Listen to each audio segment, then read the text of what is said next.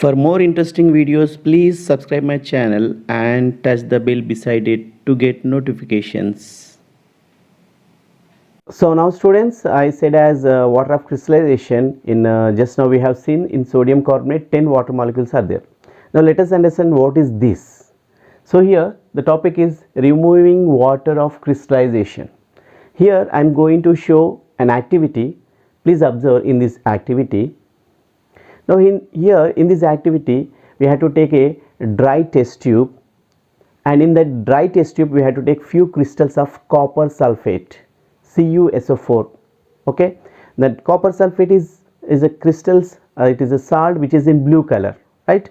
So that's why we have to take copper sulfate crystals in a dry test tube and heat on a flame.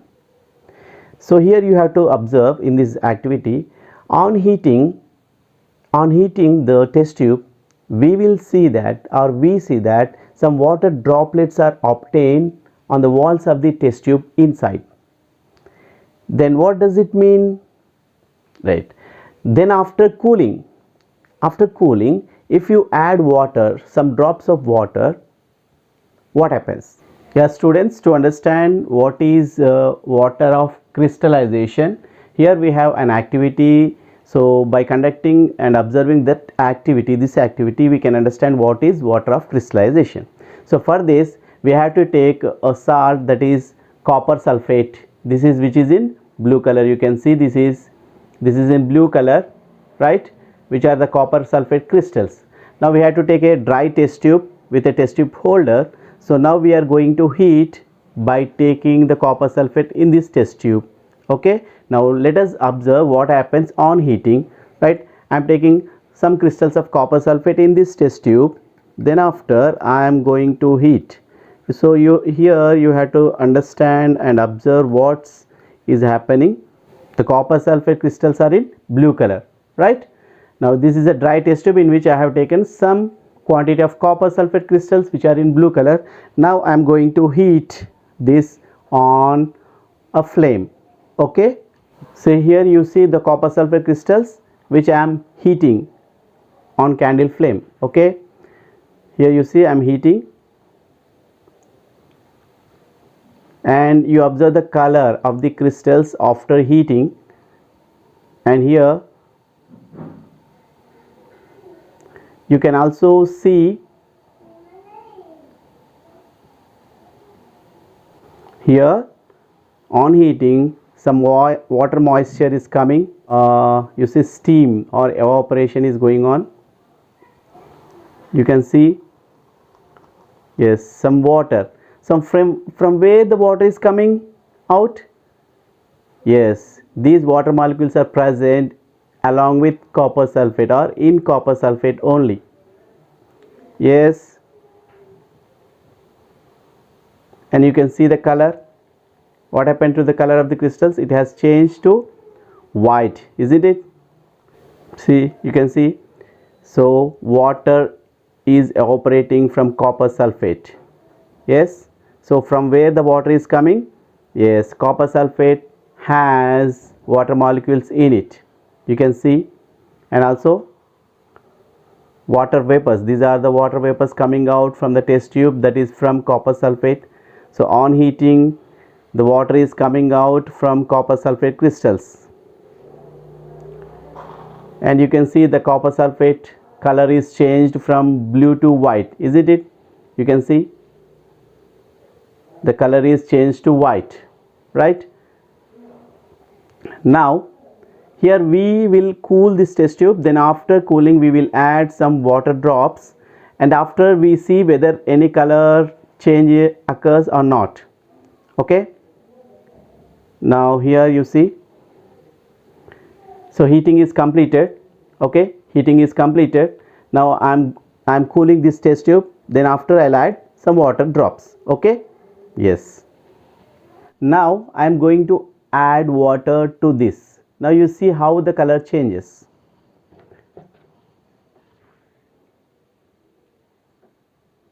You can see I'm adding water drop wise, and on adding water you can see the color again it is changed to blue color, isn't it? Total white color has gone. White color has gone, it is turned to blue color, isn't it?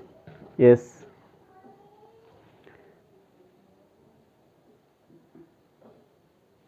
So you can easily see that the color is changed. The color is changed to again blue.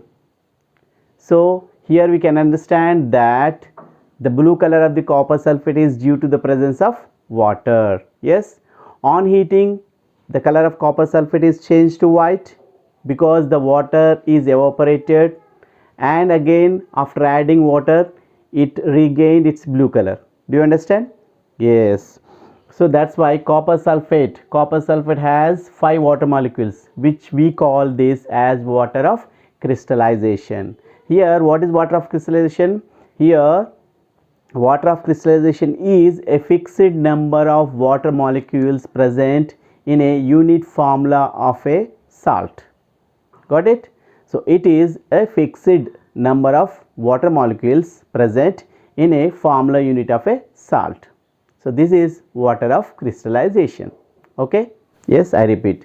Water of crystallization is the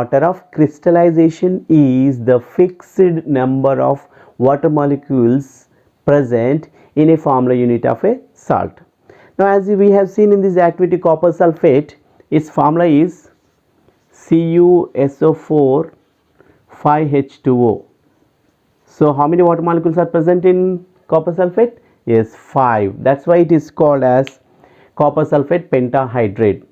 Okay. So if we ask what is the number of water of crystallization in the copper sulfate, the water of crystallization in copper sulfate is 5, as it contains 5 water molecules. Hence it is called hydrated copper sulfate.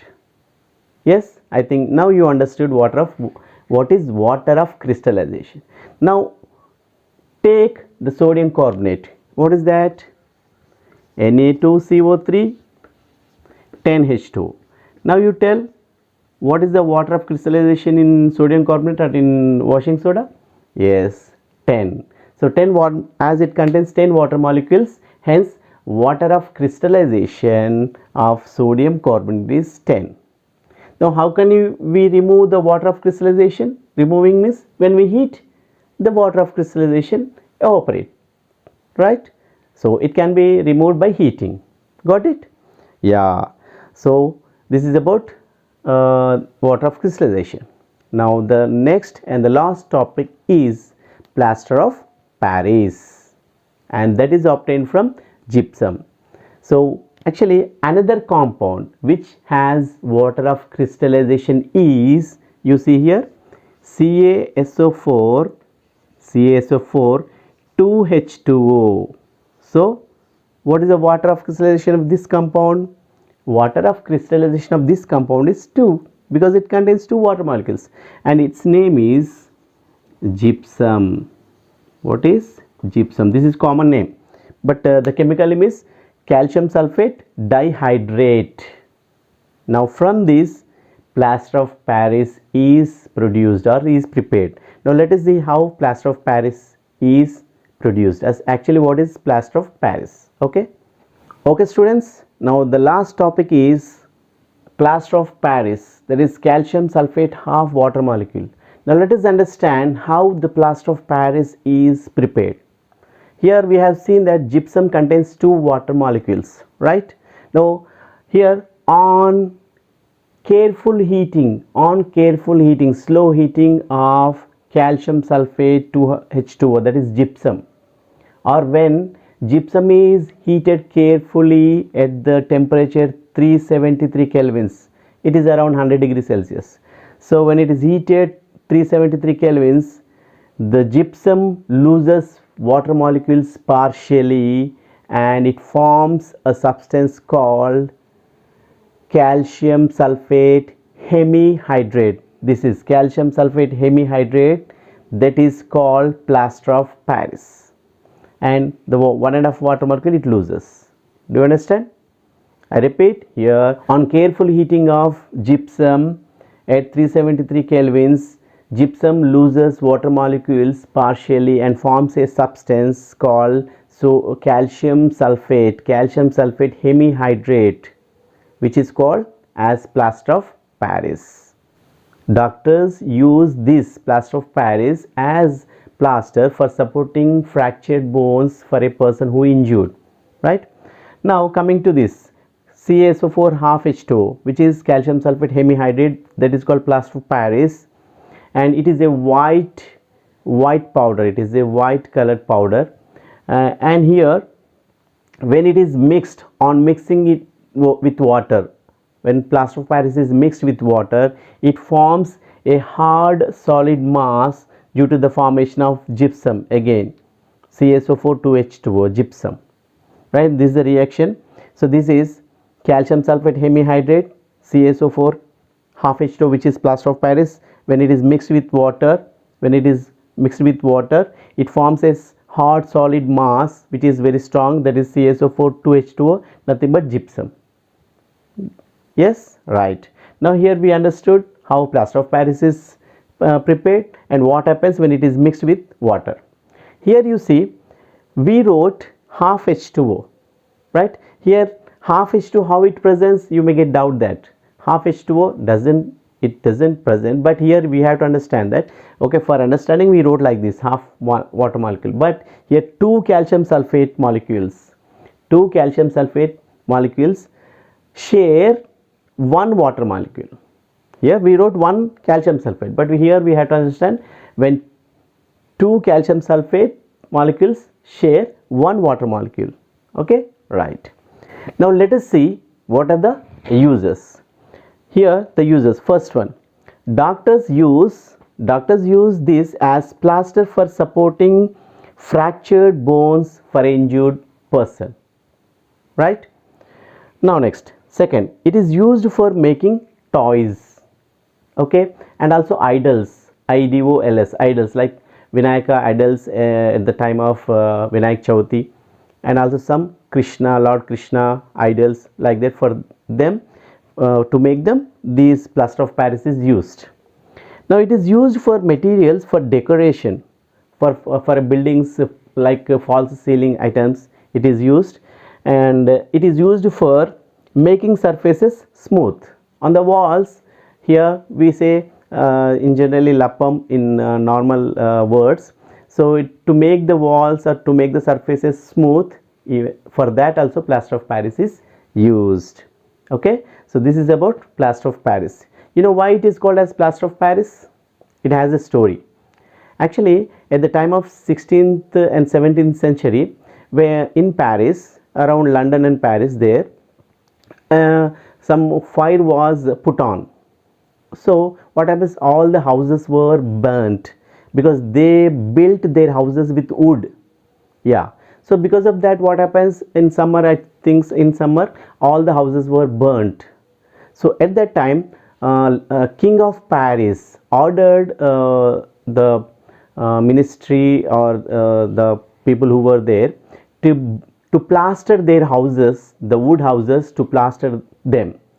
So there actually gypsum was the deposits of gypsum were abundant at that place. So what happens, they took out the gypsum deposits and made them plaster. From that they made they used that gypsum to plaster their houses. Okay, since then it was called as plaster of Paris. Okay, so to get more information, you can find in Google or somewhere why it is called as plaster of Paris. This is a small story about that. Okay, you understand, right? Now till now, here we have completed the chapter acids, bases and salts in 10 parts. If anybody couldn't see or couldn't watch the remaining parts, please go through the description. There I gave the links of the previous lessons. So by clicking them, you can watch the previous lessons anytime or many times. Okay, and watch them to understand clearly. If you have any doubt, please write it in comments. I'll see and give the reply. Okay, right? So here, please, if you understand and like my classes, please click the like symbol, and also share the videos of our classes to your friends and your relatives nearby you. And also please subscribe, those who couldn't or those who did not subscribe till now, please subscribe and make your friends to subscribe our channel, that is Sri 9 Teaching by M. Srinivas. Okay, so thank you for watching, and also please see the remaining lessons which we are going to make, and I will send when I upload, you will get notifications. So please keep on watching our channel and go on subscribing. Okay, thank you.